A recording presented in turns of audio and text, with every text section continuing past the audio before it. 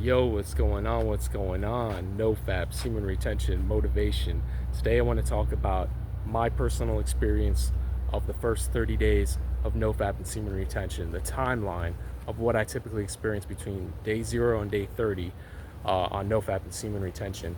And just to let you know, I haven't really hit 30 days more than I can count on one hand. So I don't know if that was 3 to 4 times, if I hit it 5 times. I definitely haven't hit 30 days more than 5 times. And on this current streak that I'm on, it's pretty unique compared to all my other streaks. I'm on a 450 day plus streak. This streak, personally, I did not experience any cravings the first 30 days because I called on Jesus Christ and he supernaturally delivered me from all my cravings. So what I'm going to do is detail you the first 30 days of what I usually went through before this current streak, of what it typically was like for me, because I had cravings every other 30-day streak. So I'm going to really go into that, tell you what it was like, and I'm just breaking it down from my perspective. It's going to be different for everybody. So if you hear me saying I'm having no cravings on day 2 and you're thinking, man, I'm having cravings all day long, day 1 and day 2, listen, man, this is just from my personal experience. So let's get straight up into it. Day 0. So day 0, I would typically, as soon as I was finished relapsing, I would just instantly feel like death, man. I would feel as if all the life force was just drained out of me, which it was. And I would go to wash myself off and in the sink, and I would look in the mirror, bathroom mirror, and I just couldn't believe what I saw, man. I would look at myself and I would just look like a total fiend, man. I would look like a total crackhead, bro. My eyes were sunken in, my face was sunken in. I looked like I had no soul, man. I looked like a total zombie, like a total fiend. And I'm just thinking, man, I would have post-nut clarity in that moment, and I would just like feel like I can't believe like I just did this. You know what I mean? And I can't believe I just wasted all these hours. And I would go to close out the tabs, and I would see the women, flashing on my screen as I was closing out the tabs, and I would just experience no attraction to any of them because I'm in post-nut clarity now. And so I would just feel like horrible, and this feeling of feeling like trash, this is really what drove me and propelled me and motivated me throughout the first week. Typically after the first week, you're gonna have to I typically, not riding on the motivation that I was experiencing after the relapse. But day 1 to day 7, I'm really driven by the way that I felt after I relapsed, and it really propelled me, okay, usually. Because I'm like, I have the conviction now, man, I am done with this. I never want to feel this way again, but I'm being just like an addict who, after they just blow all their money and they feel like trash, now they're like, man, I never want to do this again. But this was my experience. That's how it typically was for me. So let's get into day 1. I wake up, I'm still feeling like garbage. Sometimes I would feel even worse than the day before. I don't know why. There's just no dopamine available to drip through my brain throughout the day to have any sense of well-being. I just basically have social anxiety. I can't look another man in the eye. No confidence. I mean, this is really, this comes from years of doing PMO, man. This is really the end result. A lot of people might not be able to relate to this if they just started, but this is really where it always inevitably leads. So day 1, I'm not really experiencing any cravings at all. I get to day 2, still not experiencing any cravings. Still have a little bit of social anxiety and lack of confidence, but I'm starting to feel a little better on day 2 because now the dopamine and endorphins is starting to reset in my brain now that it's been 2 days. So like I said, no cravings. Possibly the end of day 2 to the beginning of day 3, I start to get cravings, but these cravings are pretty unique. I like to call them memory cravings. And basically what this means is the initial cravings are really based on the memory of the last relapse, the images, the pictures that you were looking at. That's really what's triggering you. It's not really like things that you were looking at after at relapse that are causing you to lust. I mean, that can happen, but it's typically memory cravings. And even if you had like a 2-week streak and then you relapsed, the first week, man, you're really gonna have these memories flood your mind, and that's why it's hard for a lot of people to break through to the first week. But if you can, you're gonna start to really see a lot of benefits around day 6 to day 7. So day 3 to day 4, like I said, you're having these memory cravings, and you're really gonna have to resist cravings one way or another. Because the thing about it is, man, day 5 to day 30, in terms of cravings, what you experience, man, it's really up to you whether you have cravings or not, or the degree that you have cravings. Because if you want to sit around watching, scrolling through Facebook, looking at lustful things on Facebook, Instagram, YouTube, looking at women in public, checking them out, turning your head, checking them out, lusting after them, well, then you're going to have to sit on your hands to resist the cravings, man. And you're going to experience dysphoria. You're going to experience uncomfortable feelings, because it's uncomfortable to have a craving to relapse and to not do it. Okay, it's just like a drug addict. If you're having a craving for a drug and you can't do it, you're going to feel like garbage, man. It's the exact same thing with porn addiction, so similar to drug addiction. So like I said, this current streak I'm on, I didn't have, I'm not sure if I said this in the beginning of the video, but this current streak I'm on, I got delivered by Jesus Christ. And for the first 30 days, I did not have any cravings. And this was an anomaly for me. Every other time I had cravings. But so we're going to continue into my typical 0 to 30 days. So day 6 to day 7 is when you really start to notice benefits. Yes, it happens really as soon as day 6 and day 7, man. You can really experience a lot of these benefits. You can have a testosterone increase. Scientists debate how much the testosterone increases around day 6 or day 7, but a lot of them think that it increases between 100 to 150%, which is very significant. You're going to have a boost of confidence, your energy levels are going to spike, and you're going to have a sense of well-being, because now that your mind is starting to rebalance itself out from all the PMO that you were doing, and now you got more dopamine and endorphins available to drip. It's like a drip through your brain to help you be happy during the day. So, a lot of the other benefits that you're going to experience by day 30 are kind of just an amplification of what you experience on day 7.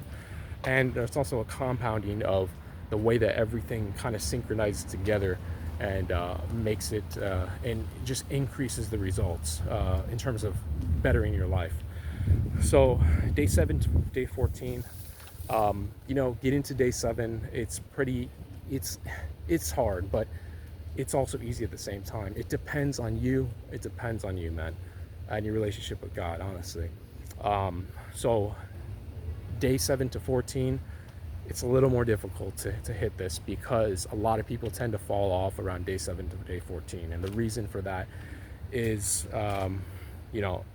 there's a couple reasons.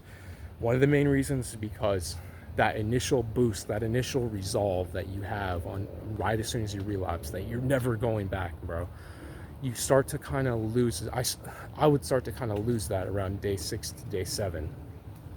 The cravings, I would be probably looking at lustful things throughout the day and not being perfect about covering my eyes and not looking at lustful things. So, and averting my eyes. So you're having around day 7 to day 14, you're having the lust levels rise, and you're having that resolve decrease that you were experiencing as soon as you relapse. So a lot of people fall off because they don't remember why they started, and because of the increase in lust, and also because around day 7 and day 14, a lot of people will start to go through withdrawals or flat lines, because this is just like any other physical addiction.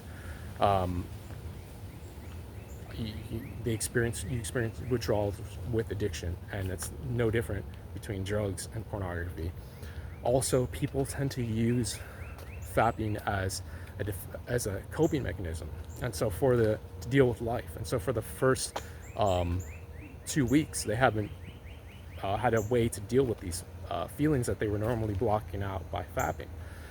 So by week 2, a lot of people kind of break and go back to their way of dealing with life, which is by fapping. So that's why a lot of people fall off around week 1 to 2. Week 2 to 3, there's not much to say about it. I don't have much to say about it personally, other than your cravings, I feel, in my experience, definitely take a dip around 2 to 3 weeks. Your cravings are going to fall off. They're going to get a little bit lower. And just in general, it's going to start to become, Nofap and Semen Retention is going to start to become more effortless around 2 to 3 weeks. Now, we're just going to skip forward to week 3 to 4. So in my experience, week 3 to 4, this is when you start to have a lot of changes. And the reason for this is because now you're starting to notice the compounding effects of Nofap and Semen Retention. So say a lot of people are fapping 60 to 80 hours a month, man. So now that they took that away, that's another 60 to 80 hours that they have to hopefully do things to improve their life, which ends up happening because Nofap and Semen Retention is a very, it comes from the mindset of really trying to better your life. So if you're in the mindset of trying to better your life and you're already doing that, you're typically going to try to better your life in other types of ways as well. And these things you do to better your life, whether it's eating, working out in the gym, or whatever it is, they're going to all synchronize with Nofap. They're going to, working out in the gym, it synchronizes with the energy boost that you're already experiencing to give you even more of an energy boost. And now you have even an increased level of confidence because you're working out, more confidence than you had before. They all everything just synchronizes together. Your life just kind of comes together. And you really start to see things come together in your life around 30 days, depending on who you are. But that's what I experienced for me, because around 30 days, and you really start to seek out things to fill, I don't want to say it's a void, but you fill the gap that you that now you have because you took out PMO. Now you got to find positive things to fill that gap. And around 30 days, in my experience, I was definitely starting to pick up old hobbies that I've been neglecting, pick up old business ideas that I've been neglecting, work on my current business even more that I was neglecting, you see, and things just start to come, really pick up around 30 days. In terms of the benefits, your energy levels, I can't really, the energy thing with Nofap and Semen Retention, it's huge, man. And it really my energy would start to go crazy around 30 days, man.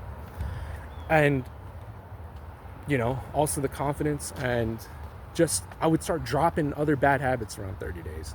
A lot of times I would stop using weed around 30 days. It's weird, man. Like, I could never stop using weed, but when I was on a long streak of Nofap and Semen Retention, now I'm like, man, I don't even want to use weed. And it was like effortless. I just don't want to do it. You see what I mean? And hey, it's different.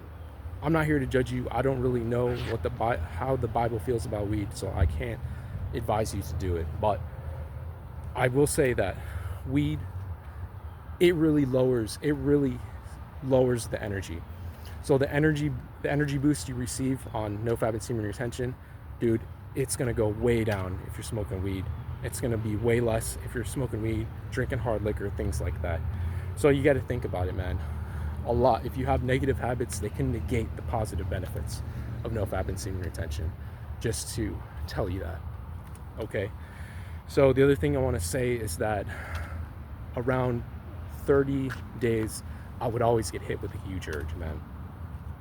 And that's why I always feel like, hold on. Checking out. Okay, just had to adjust the setting. Okay, had to adjust the setting. So, I would always get hit with a huge urge around 30 days, man. And I've only broken through 35 days like 2 times, man. But those 2 streaks, bro. I say this because, you can expect to have a huge urge around this time. So to be prepared for that. And also to know that I only broke through 35 days like 2 times. But the 2 times that I did, once turned into like a 110-day-ish streak, and the other turned into this streak that I'm on of over 450 days. So what that tells me is, and this can motivate you, if you can break through 30 days around there, chances are you're probably going to hit, well, there's a great chance you're going to hit a really long streak. So just wanted to leave you with that motivation, and just say this to people that say that they haven't seen any positive benefits around 30 days. Listen, I would say stick with it, see what happens by 90 days. I would also say, if you haven't seen any benefits by 30 days, what are you doing, bro? Are you laying in bed all day, eating Cheetos, playing Call of Duty all day, not doing anything to better your life? And then you're saying you didn't have any positive benefits? So you really got to check yourself and see if you're being honest with yourself. But that's about it. I want to wrap up this video. If you comment, I'm going to respond. I appreciate all that everybody that subscribed, and I will talk to you soon. All right, peace.